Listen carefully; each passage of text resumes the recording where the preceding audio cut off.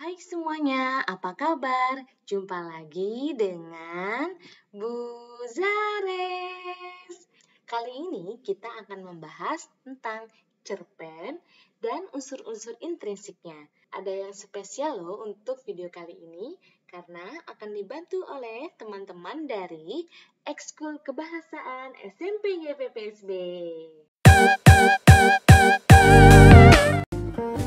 Kami dari Ekskul Kebahasaan SMP YPPSB akan menjelaskan unsur-unsur intrinsik cerpen atau novel.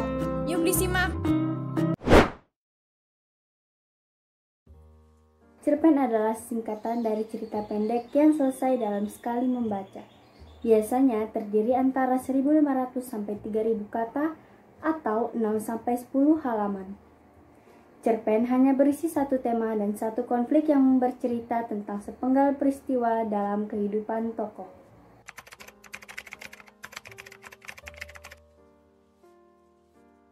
Unsur intrinsik adalah unsur yang membangun sebuah karya sastra dari dalam karya sastra itu sendiri, sedangkan unsur yang membangun dari luar karya sastra tersebut dinamakan dengan unsur ekstrinsik.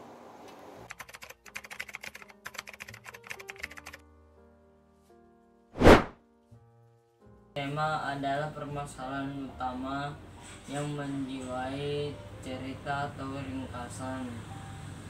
Tema dapat ditemukan dengan mengidentifikasi konflik kejadian dalam cerita tersebut.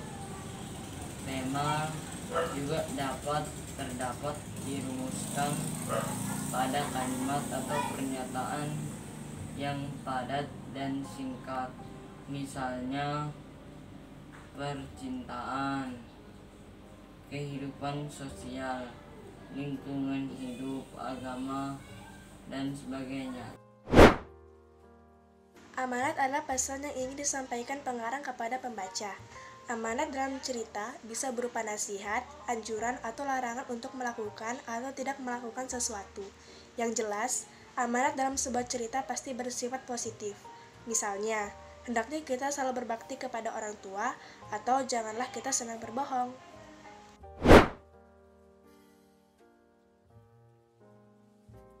Latar adalah segala keterangan mengenai waktu, ruang, dan suasana terjadinya atau lakukan peristiwa dalam cerita. Latar terbagi menjadi 3 jenis, latar waktu, latar tempat, dan latar suasana. Contoh latar waktu misalnya terjadi pada malam hari atau sore hari. Kalau contoh latar tempat misalnya terjadi di pedesaan atau di hutan. Untuk latar suasana seperti latar sedih atau latar gembira. Sudut pandang adalah posisi pengarang dalam ceritanya. Bisa jadi ia menjadi tokoh dalam cerita tersebut atau pengarang berada di dalam cerita. Namun bisa juga ia hanya menjadi pencerita saja atau pengarang berada dalam luar cerita. Sudut pandang dibagi menjadi 2, yaitu sudut pandang orang pertama, sudut pandang orang ketiga, dan sudut pandang campuran. Sudut pandang orang pertama. Pada sudut pandang orang pertama, posisi pengarang berada di dalam cerita. Ia terlibat dalam cerita dan menjadi salah satu tokoh dalam cerita. Bisa tokoh utama atau tokoh pembantu. Salah satu ciri sudut pandang yang pertama adalah penggunaan kata ganti aku dalam cerita. Oleh karena itu, sudut pandang orang pertama sering disebut juga sudut pandang akuan. S.P. orang pertama terbagi lagi menjadi 2, yaitu S.P. orang pertama pelaku utama. Tokoh aku menjadi tokoh utama dalam cerita. S.P. orang pertama pelaku sampingan.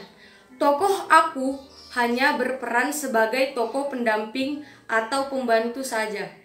Sudut pandang orang ketiga. Pada sudut pandang orang ketiga, pengarang berada di luar cerita. Artinya, pengarang tidak terlibat dalam cerita. Pengarang berposisi tak ubahnya seperti dalang atau pencerita saja. Ciri utama sudut pandang orang ketiga adalah penggunaan kata ganti dia atau penggunaan nama tokoh, seperti Maling Kundang, Sang Kuryang, atau nama tokoh lainnya. Oleh sebab itu, sudut pandang orang ketiga disebut juga sebagai sudut pandang diaan. Orang ketiga terbagi menjadi 2, yaitu orang ketiga serba tahu.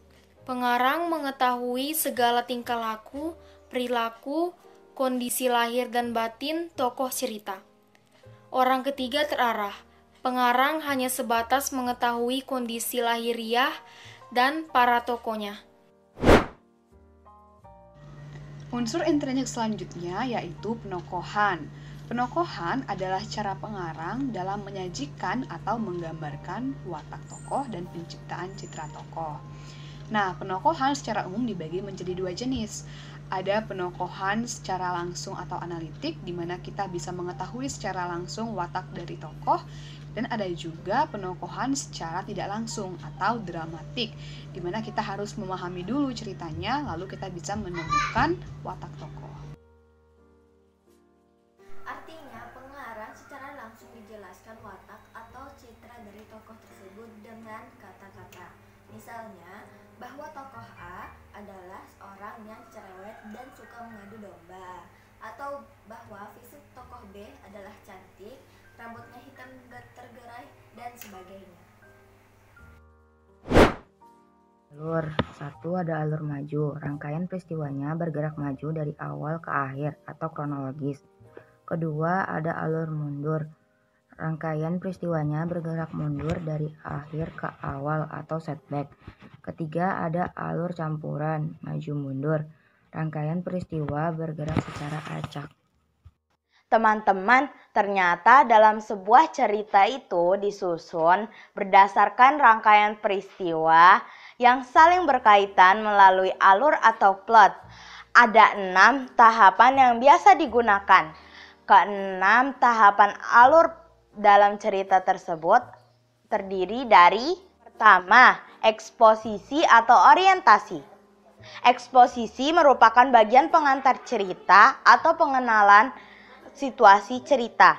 Pada bagian ini, mulai diperkenalkan siapa karakter utama dalam sebuah cerita. Selain itu, juga mulai diperkenalkan pengaturan, suasana, dan waktu pada cerita. Bagian ini juga meliputi penokohan dan pengenalan bibit-bibit masalah dalam cerita. Disertai pula hubungan antar tokoh. Kedua, munculnya konflik. Konflik merupakan masalah utama yang menjadi penggerak plot dalam sebuah cerita. Bagian ini merupakan peristiwa yang akan ditangani oleh pemeran utama atau tokoh utama protagonis. Keberadaan konflik dalam sebuah cerita dapat menjadi daya tarik peminatnya. Seberapa menarik konflik yang diciptakan oleh penulisnya dapat mempengaruhi minat pembacanya. Tahapan ini berisi tentang pemaparan masalah yang akan dihadapi. Permasalahan dalam cerita mulai diperkenalkan perlahan. Masalah bisa menyangkut persoalan dalam diri tokoh itu sendiri, perselisihan antar tokoh lain, atau antara satu tokoh dan lingkungannya. Yang ketiga adalah peningkatan masalah. Bagian peningkatan permasalahan merupakan bagian lanjutan dari konflik. Pada bagian ini mulai diceritakan peristiwa yang mengawali timbulnya kegawatan. Pergerakan tokoh dalam cerita mulai terlihat lebih kompleks. Pada bagian ini, karakter setiap tokoh akan mulai lebih terlihat kepribadiannya. Yang keempat adalah klimaks. Klimaks adalah peristiwa di mana konflik sampai pada puncaknya. Isi cerita pada bagian ini akan membawa pembacanya terbawa oleh emosi dari jalan cerita. Bagian klimaks memiliki kunci dari jawaban konflik yang diangkat. Karakter dari masing-masing tokoh akan semakin terlihat pada bagian ini. Yang kelima adalah antiklimaks. Tahapan antiklimaks merupakan bagian cerita di mana konflik sudah mulai mereda. Masalah yang diangkat sebagai konflik cerita secara perlahan mulai teratasi. Peristiwa-peristiwa yang terjadi pada bagian ini akan mengarah pada akhir cerita. Isi cerita pada tahap ini termasuk penyelesaian poin plot, pertanyaan yang dijawab, dan pengembangan karakter. Yang terakhir adalah resolusi.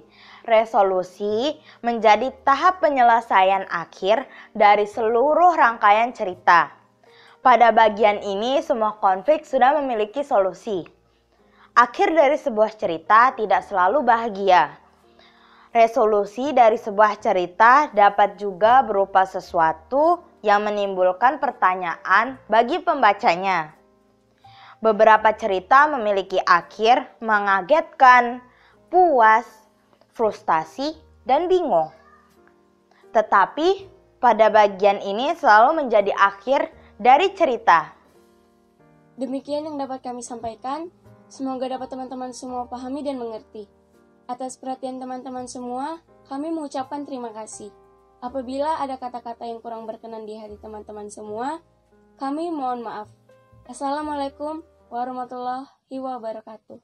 Jangan lupa di-share biar makin banyak orang yang cinta bahasa Indonesia. Terima kasih sudah menyaksikan video ini. Semoga bermanfaat. Ibu akhiri, wassalamualaikum warahmatullahi wabarakatuh. Mohon maaf jika ada salah-salah kata. Sampai jumpa di video berikutnya.